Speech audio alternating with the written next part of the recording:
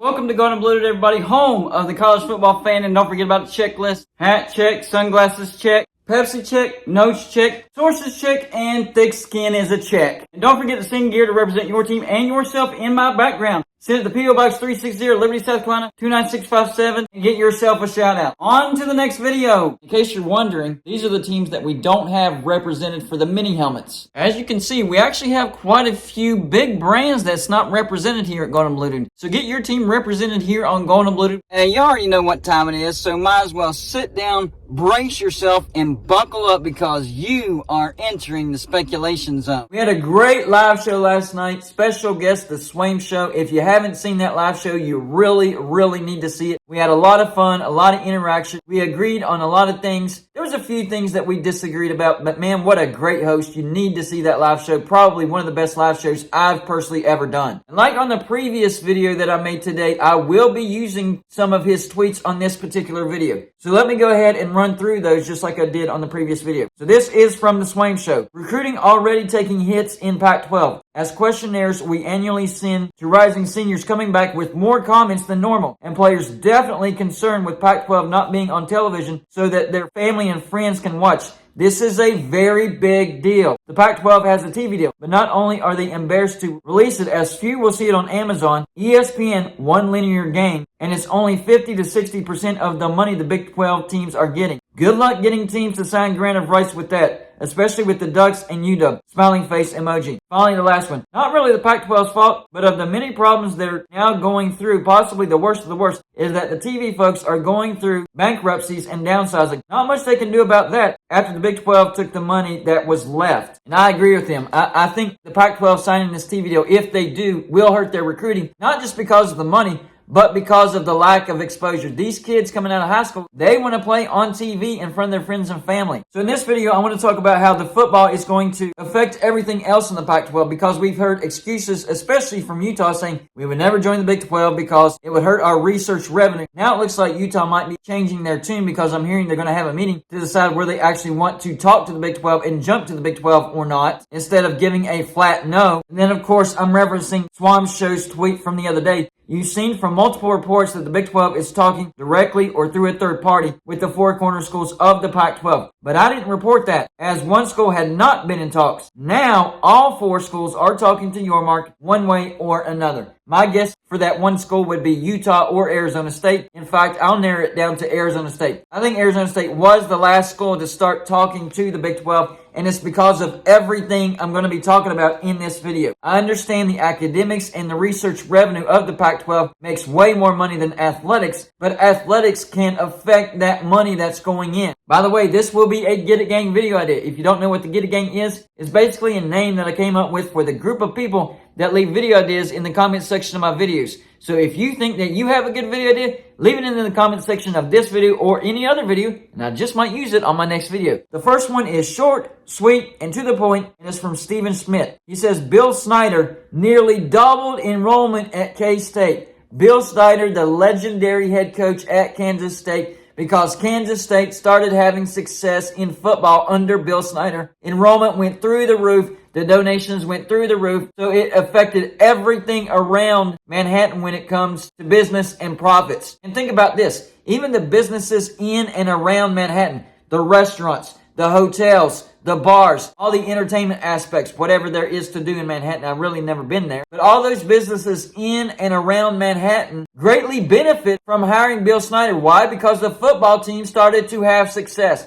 The more success the football team has, the more business in that city or around that city will have. It affects revenue of that city. So it could be possible that the Salt Lake City itself is putting pressure on Utah, being like, hey, if you sign this TV deal and Utah's not going to get that much exposure, that could hurt our recruiting, that could hurt our football program, and that could hurt our business, man. Y'all need to rethink this decision. It would not surprise me at all if the cities that each and every one of these Pac-12 teams are in are pressuring these teams and these universities to rethink their decisions, because that decision will directly affect their business as well. Because if their football program starts to suffer when it comes to recruiting, then the football program will start losing, which means the business and profits and revenues around that city is going to plummet. I guarantee you there's pressures on these universities to make the right decision. Whatever that decision may be, make the right decision. Next Get It Gang video is from HT Vlogs. Here's what he had to say. The problem with the Pac-12 is they have a high academic standards requirement for schools to join. Boise State has a great football program,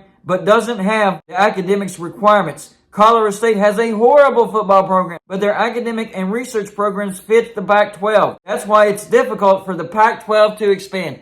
Exactly 100% correct. Whenever they announced that the Pac-12 was interested in SMU and Colorado State, I was like, what? What are you talking? Why would you get those brands? Oh, it's a footprint in the state of Texas. And they're great academic schools, okay? I understand the academic argument. I mean, that's the Pac-12 motto. It's their go-to. I understand that. But these are not good brands, especially when it comes to football. So my question is, does the Pac-12 not care about football at all? Because if you're going after Colorado State and SMU, which SMU's football program has been so-so, but they do not have good fan support at all. So fan support is definitely 100% not a requirement to join the Pac-12. Having a good football program, definitely 100% not a requirement to join the Pac-12. This makes absolutely no sense to me. And I understand the academic and research revenue. I get it. I understand that. But at the same time, you're 100% totally sacrificing, not just a little bit, but totally sacrificing your football programs to get teams that have good academics. That just sounds like you want to be the Ivy League. And the Ivy League doesn't even play football in FBS. So is the Pac-12 thinking eventually they're going to be okay with being an FCS conference? Because if you keep making the decisions that you're making, you could head in that direction. I know that's hyperbole. Never really going to happen, but they could eventually lose their Power 5 / Autonomous 5 status and get down to Group of 5 status, which would be taking a step back. Would they be okay with that? To me, it seems like they would because they're so obsessed with academics. And I'm not knocking academics or research. Not at all. Very, very important work there. What I'm saying is the football program affects the business and revenue of the city and surrounding cities where the universities preside. So these businesses will not be happy if they sign this deal. Number one, the businesses are going to have far less opportunities to get on TV because remember, sometimes whenever they're in these cities, they actually do little tours of the bars and the restaurants and stuff. So that goes out the window. Then the next thing is recruiting of the football programs. That goes down tremendously, which means the football programs themselves, they're going to go down tremendously, which means they're not going to have success, which means the businesses around that city will also lose profit and revenue as well. Not good at all. So this decision that the Pac-12 is making is affecting more people than they realize. No, this is not just about academics and research. You have to make the right decision not only for yourselves, but also for your fans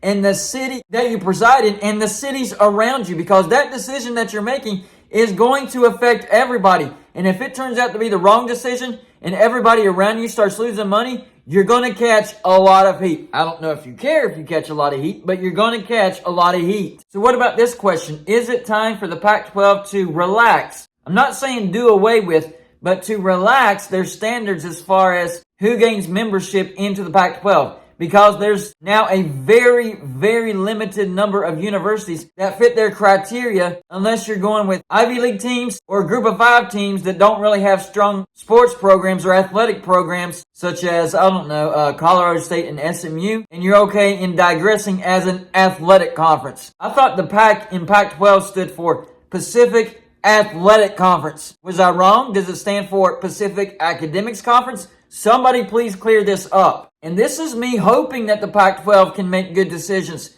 because I don't want the Pac-12 to go by the wayside. I actually hope the Pac-12 gets through this. But they have got to start making smart decisions in order to survive as a Power 5 conference. I'm not saying do away with your research and academics, but you might want to think about relaxing those standards. Otherwise, the Pac-12 is going to either quickly morph into a Group of 5 conference or slowly but surely morph into a Group of 5 conference. I mean, think about it. Colorado State and SMU add little to no value when it comes to athletics, especially football. So y'all know in the comments section, do you think that the cities that these universities preside in and the cities around that city might be putting pressure on the university to make the right decision? That way they don't lose business. Number 2, do you think that might be the reason why Utah and Arizona State are at least starting to think about possibly jumping to the Big 12? And number 3, if these universities decide to not go to the Big 12 and they sign this Pac-12 media deal and the recruiting suffers, so the football team suffers, it starts losing and the businesses around the university starts losing money, do you think they will catch heat from these universities and cities? And do you think they will even care? That's all I got for this show. Like and subscribe if you haven't already, and I'll see you in my next show.